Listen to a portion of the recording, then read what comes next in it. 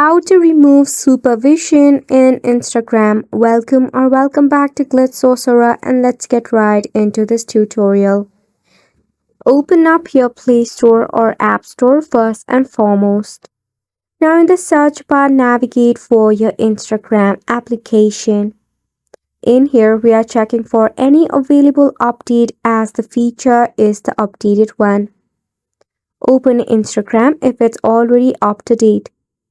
Once you are in your Instagram, tap on your user icon and select the three horizontal lines. Scroll down until you find the option of Supervision. Select Supervision. Now, if your invite is yet not accepted, you can easily cancel your invite.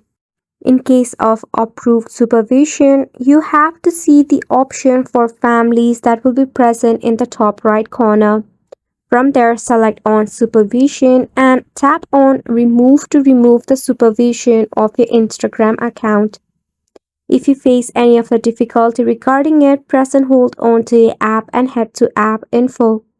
For stop it, head to Storage and Cache and clear the cache. And you have made it to the end of this video as well. Thank you so much for tuning in. We'll see you very soon.